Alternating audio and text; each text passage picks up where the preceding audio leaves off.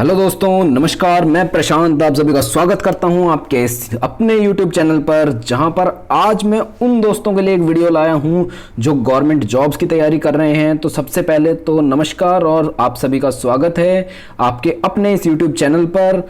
तो जो आज की वीडियो है ये है जनरल साइंस के इंपॉर्टेंट क्वेश्चंस के बारे में। जनरल साइंस के इंपॉर्टेंट क्वेश्चंस हम देखेंगे कुछ, और सब्जेक्ट हमारा जैसा कि आपको पता है हम केमिस्ट्री से शुरुआत कर रहे हैं। और ये जो सीरीज है इसमें हम फिजिक्स के भी क्वेश्चंस करेंगे, बायो के भी क्वेश्चंस करेंगे, ठीक है जी। तो जो हमारा पहला टॉपिक है आज का, जो हमारा टॉपिक है वो है some basic concept of chemistry. और ये वीडियो इंपॉर्टेंट होगी उन दोस्तों के लिए जो तैयारी कर रहे हैं किसी भी कॉम्पिटिटिव एग्जाम की, चाहे वो हो SSC, रेलवे या UPSC या आपके स्टेट का कोई और एग्जाम। तो बिना देर किए चलिए शुरू करते हैं। आप जुड़े रहिएगा मेरे साथ इस वीडियो में लास्ट तक, ताकि आप इस वीडियो का ज्यादा से ज्यादा फायदा उठा सकें। तो चलिए शुरू करते हैं। तो पहला सवाल आपके सामने ये रहा, ये है the one which is a very good conductor of electricity in the following list of solids is. इनमें से कौन सा ठोस पदार्थ विद्युत का सुचालक है। हिंदी में ध्यान रखिए, हिंदी में भी बोलूंगा मैं, इंग्लिश में भी बोलूंगा, ठीक है जी। तो कौन सा पदार्थ विद्युत का सुचालक है, which is very good conductor of electricity in the following solids. ध्यान दीजिए, सभी सॉलिड्स हैं यानी सभी ठोस पदार्थ हैं। एंड इलेक्ट्रिसिटी का कंडक्टर कौन है, कौन सुचालक है इनमें से। ग्रेफाइट है, डायमंड है, सोडियम फ्लोराइड है या सोडियम क्लोराइड है। तो इसका जो आंसर आएगा वो आएगा ग्रेफाइट, ठीक है जी। आइए देखते हैं क्यों आएगा। तो राइट आंसर हमारे पास है ग्रेफाइट। और ग्रेफाइट आंसर क्यों है, देखिए इसके अलावा क्या क्या है हमारे पास। तो एक तो है हमारे पास डायमंड। डायमंड सभी को पता है कि सिर्फ हीट यानी कि ऊष्मा का क्या होता है, संचालक होता है या ऊष्मा का सुचालक होता है, ठीक है जी। और ये विद्युत का सुचालक नहीं होता है, यानी कि इलेक्ट्रिसिटी का कंडक्टर नहीं होता है, सिर्फ हीट का कंडक्टर होता है। जहां तक बात है सोडियम फ्लोराइड की, तो सोडियम फ्लोराइड और सोडियम क्लोराइड ये दोनों किसमें, ये दोनों अगर द्रव अवस्था में हो तो ये दोनों क्या होते हैं, सुचालक होते हैं। पर फिलहाल अवस्था कौन सी है, फिलहाल है सॉलिड यानी कि ठोस। तो सॉलिड में ये दोनों गुड कंडक्टर नहीं होते हैं, ये सिर्फ किसमें गुड कंडक्टर होते हैं, सिर्फ और सिर्फ लिक्विड या बेसिकली कहें तो मोल्टन स्टेट में। तो ये अपनी द्रव अवस्था में ही सुचालक होते हैं। और जो फिलहाल इनकी स्टेट है या फिलहाल इनकी अवस्था है वो है ठोस, और ठोस के अंदर ये सुचालक नहीं होते हैं। तो चलिए आगे चलते हैं। ये देखिए यही लिखा है NaF sodium fluoride are bad, NaF and sodium chloride are bad conductors in solid state. Solid state में ये सभी बैड कंडक्टर्स हैं यानी कि कुचालक हैं, ठीक है जी। और डायमंड आपको पता ही है कि ऊष्मा का तो संचालक है यानी हीट का तो कंडक्टर है, बट इलेक्ट्रिसिटी का कंडक्टर नहीं है, ठीक है जी। तो चलिए आगे क्वेश्चन पे चलते हैं, नेक्स्ट क्वेश्चन पे। सेकेंड क्वेश्चन ये रहा हमारे पास, the gas which turns into liquid at lowest temperature, यानी कि कौन सबसे कम टेम्परेचर पे लिक्विड में चेंज होगी, यानी कि सबसे कम तापमान पे जो क्या करेगी, जो द्रव में बदलेगी, अपनी गैस की अवस्था से द्रव की अवस्था में जाएगी। कौन सी गैस है, तो क्या वो हाइड्रोजन है, क्या वो ऑक्सीजन है, क्या वो हीलियम है या वो नाइट्रोजन है, ठीक है जी। तो इसका मतलब हमें क्या देखना पड़ेगा, इनका बॉइलिंग पॉइंट हमें देखना पड़ेगा, बॉइलिंग पॉइंट, ठीक है जी। तो बॉइलिंग पॉइंट वो पॉइंट होता है या वो तापमान होता है, वो टेम्परेचर होता है जहां पे कोई भी गैस किस में कन्वर्ट हो जा, या कोई भी लिक्विड किस में कन्वर्ट हो जाता है, गैस में कन्वर्ट हो जाता है, ठीक है जी। यानी कि कोई भी द्रव जहां पे गैस में कन्वर्ट होता है उस तापमान को हम क्या कहते हैं, बॉइलिंग पॉइंट। तो वो जिसका सबसे कम है वही इसमें क्या होगी, वही लिक्विड में कन्वर्ट होगी सबसे लो टेम्परेचर पे। तो जवाब है इसका हीलियम। आइए देखते हैं क्यों है इसका जवाब हीलियम। तो ये हमारे पास दिए हैं सभी के बॉइलिंग पॉइंट्स। इसमें हीलियम का है 0.95 केल्विन, 0.95 केल्विन। केल्विन का आपको पता होगा, केल्विन क्या होता है, तो केल्विन SI मात्रक है, SI यूनिट है किस चीज़ की, तापमान की, टेम्परेचर की। SI यूनिट हमारे पास क्या है, केल्विन है। और केल्विन को अगर सेल्सियस में चेंज करना हो, केल्विन को सेल्सियस में बदलना हो तो क्या करते हैं, इस केल्विन में से 273 घटा देते हैं, केल्विन में से 273 घटा देते हैं। एक में से मैं घटा के दिखा रहा हूँ, 0.95 में से अगर मैं 273 घटा देता हूँ यानी कि 273 माइनस कर देता हूँ, तो ये हमारे पास कुछ बचेगा 272.05। और ये माइनस का, और ये क्या बन जाएगा डिग्री सेल्सियस, ठीक है जी। तो यानी कि केल्विन को डिग्री सेल्सियस में कन्वर्ट करना हो, बदलना हो तो क्या करेंगे, 273 घटा देंगे उसमें से। अब देखिए हाइड्रोजन का है 14 केल्विन, 14 केल्विन, ऑक्सीजन का है 50 केल्विन और नाइट्रोजन का है 64 केल्विन। तो सबसे कम जो बॉइलिंग पॉइंट है वो किसका है, हीलियम का 0.95 केल्विन, ठीक है जी। तो उत्तर हमारे पास हो गया हीलियम। तो चलिए आगे चलते हैं। अगला question, the heaviest naturally occurring element is, कौन सा इनमें से मेटल या इनमें से कौन सा एलिमेंट, एलिमेंट को क्या कहते हैं, तो एलिमेंट को कहते हैं तत्व, कौन सा तत्व इनमें से प्राकृतिक रूप से पाया जाने वाला सबसे ज्यादा वजन का या सबसे भारी तत्व है, कौन सा प्राकृतिक रूप से पाया जाने वाला सबसे भारी तत्व है इनमें से। तो थोरियम है, यूरेनियम है, मरकरी है या पोलोनियम है। तो क्या वो थोरियम है, क्या वो यूरेनियम है, क्या वो मरकरी है, क्या वो पोलोनियम है, ठीक है जी।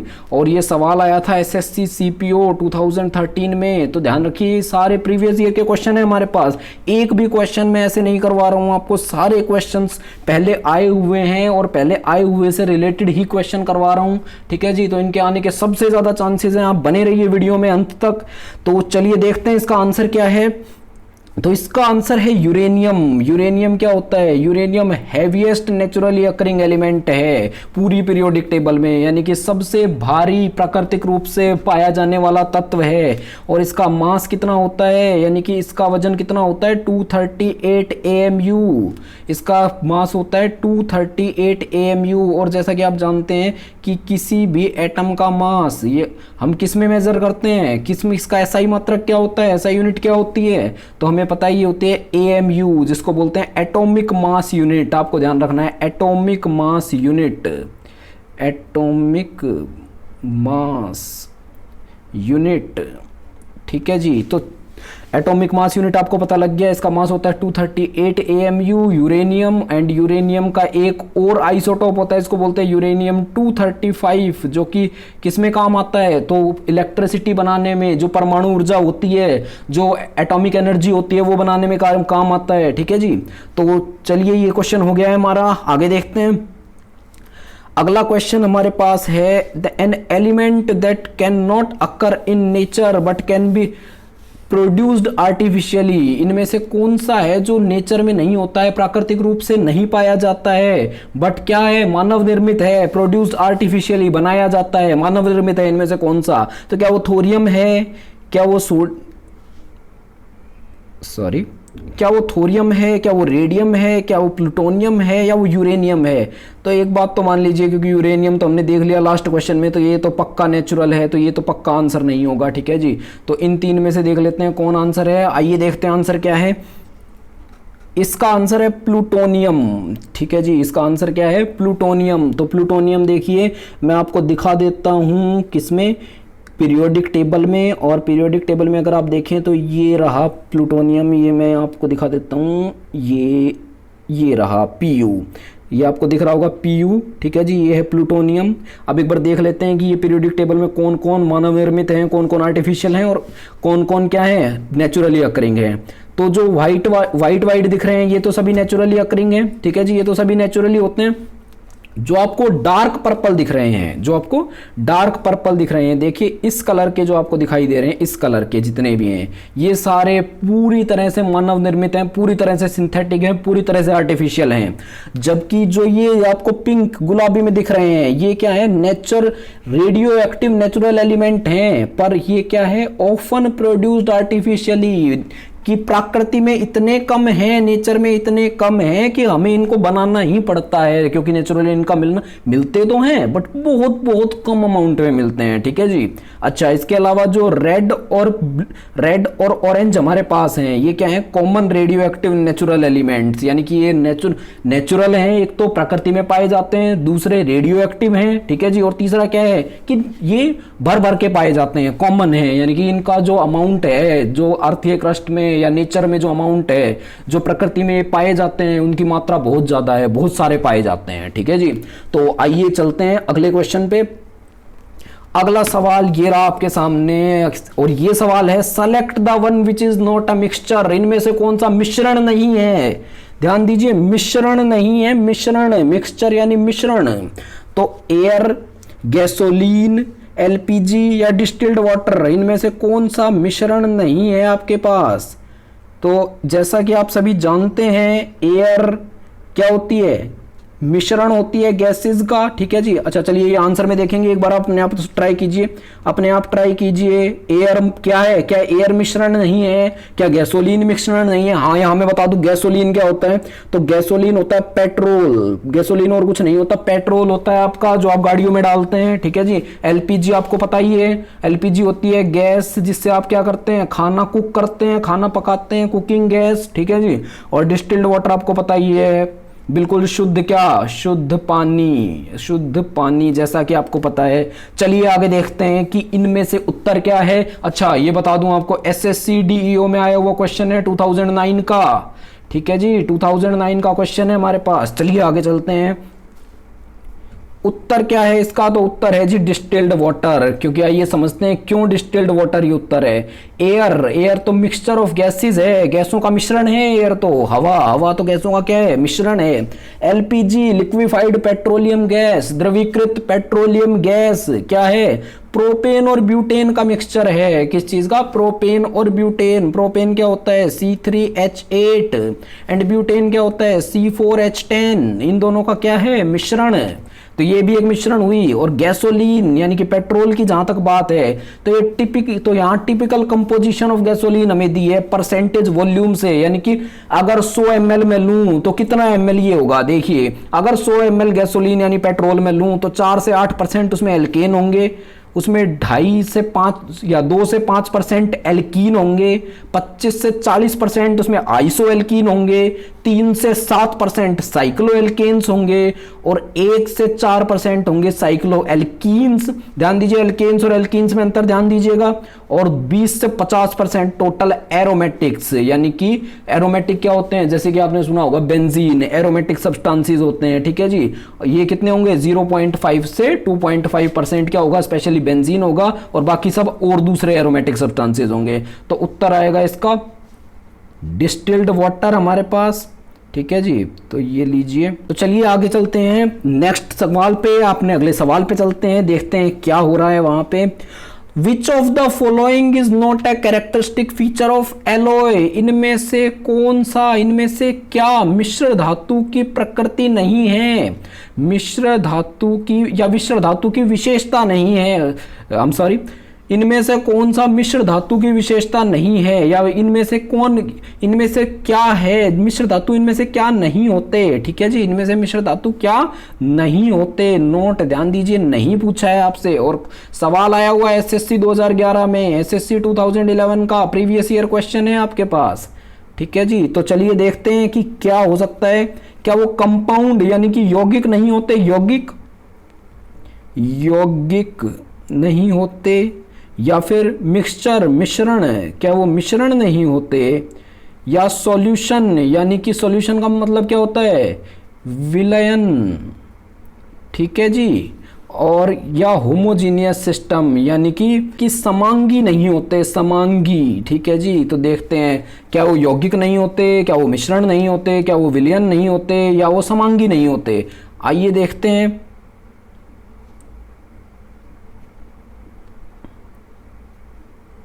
चलिए चलते हैं आगे। तो क्या वो समांगी नहीं होते? तो चलिए देखते हैं इसका उत्तर क्या है हमारे पास। ये रहा हमारे पास उत्तर। तो उत्तर है इसका कंपाउंड, यानी कि यौगिक नहीं होते हैं जी, यौगिक नहीं होते हैं हमारे पास।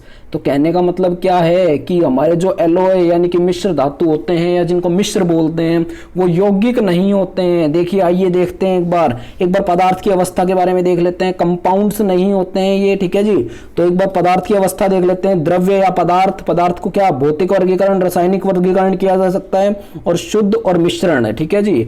और शुद्ध और मिश्रण में क्या आता है? शुद्ध में आता है तत्व और यौगिक, और यहाँ पे मिश्रण में क्या आता है? समांगी और विषमांगी। तो जो समांगी होते हैं इसके अंडर हमारे पास क्या आता है? एलॉय या फिर मिश्र धातु। मिश्र धातु क्या होते हैं? समांगी मिश्रण होते हैं। तो ध्यान दीजिए यानी कि समांगी हो गया, ठीक है जी, मिश्रण हो गया, ठीक है जी। और ये इसके अलावा क्या होते हैं, क्योंकि हर एक समांगी मिश्रण एक विलयन अपने आप ही होता है, हर एक समांगी मिश्रण एक विलयन अपने आप ही होता है, यानी कि हर एक होमोजीनियस मिक्सचर एक क्या होता है, एक सॉल्यूशन अपने आप ही होता है। हर एक होमोजीनियस मिक्सचर क्या होता है, सॉल्यूशन, यानी कि सॉल्यूशन की डेफिनेशन ही हमें पता है, ये है solution is a homogeneous mixture, हम यही बोलते हैं। यानी कि क्या है कि जो विलयन है वो एक समांगी मिश्रण है, विलयन एक समांगी मिश्रण है, ठीक है जी। तो चलिए देखते हैं आगे, नेक्स्ट पॉइंट हमारा देख लेते हैं। और ये हमारे पास एक और क्वेश्चन आ गया कि iodine can be separated from mixture of iodine and potassium chloride by, यानी कि आयोडीन I2 और क्या पोटेशियम क्लोराइड यानी कि KCl। अब ये दोनों क्या होते हैं, सॉलिड होते हैं, ठोस होते हैं दोनों, ठीक है जी। और ठोस जब भी होते हैं तो क्या करते हैं, जब दोनों ठोस होते हैं और उनको क्या करना हो, एक दूसरे से अलग करना हो, अब क्या है कि ये दोनों जो दो पदार्थ होते हैं दोनों क्या होते हैं, ऊर्ध्वपाती होते हैं, ऊर्ध्वपात हो जाते हैं, कहने का मतलब सब्लिमेट हो जाते हैं, सब्लिमेशन हो जाता है इनका, ठीक है जी, सब्लिमेशन हो जाता है, ऊर्ध्वपतन हो जाता है। तो इसका मतलब क्या होगा, दोनों का अलग अलग टेम्परेचर पे अलग अलग तापमान पे होता होगा, तो हम क्या करेंगे, नीचे से तापमान देंगे और क्या हो जाएगा, ऊर्ध्व पतन हो जाएगा। इनमें से एक का पहले हो जाएगा, एक का बाद में होगा, और इस तरह से हम अलग कर लेंगे। तो ऑप्शन तो हमने चलिए कोई बात नहीं, ऑप्शन तो हमने देखे ही नहीं, आंसर मैंने पहले बता दिया, कोई बात नहीं। तो उत्तर होता है इनमें से क्या होता है, सेडिमेंटेशन, सेडिमेंटेशन होता यानी कि अवसादन होता, फिल्ट्रेशन होता यानी कि छानना होता, इसके अलावा सब्लिमेशन यानी कि क्या, सब्लिमेशन हमें पता ही है ऊर्ध्वपतन, या फिर डिस्टिलेशन यानी कि आसवन, इनमें से क्या होता, तो हमें पता लग गया सब्लिमेशन। आइए उत्तर देखते हैं, उत्तर है सब्लिमेशन, यानी कि क्या, सब्लिमेशन यानी कि ऊर्ध्वपतन, ऊर्ध्वपतन, ठीक है जी, ऊर्ध्वपतन एंड ऊर्ध्वपतन से होंगे, ठीक है जी, सब्लिमेशन से होंगे। अब आयोडीन एंड पोटेशियम क्लोराइड दोनों क्या है, सॉलिड है रूम टेम्परेचर पे, इसलिए ऊर्ध्वपतन से होंगे। चलिए आगे चलते हैं। तो आज के लिए इतना ही करते हैं, आज के लिए थैंक यू फॉर वॉचिंग, सभी का धन्यवाद, लास्ट तक जुड़े रहने के लिए बहुत बहुत थैंक यू। और मैं इसी तरह की वीडियो आप देखते रहिए, मैं लाता रहूँगा। अगर आपको वीडियो पसंद आई हो तो प्लीज़ लाइक कीजिए चैनल को, अगर आपको अच्छा लगा हो, मेरा काम आपको अच्छा लगा हो, इससे आपने कुछ सीखा हो, तो प्लीज़ सब्सक्राइब कीजिए, और सब्सक्राइब करें तो बेल आइकन को दबाना बिल्कुल भी मत भूलिए, इससे मेरी बहुत हेल्प होती है, ठीक है जी। तो प्लीज़ सब्सक्राइब कीजिए चैनल को। तो मिलते हैं अगली वीडियो में, तब तक के लिए धन्यवाद।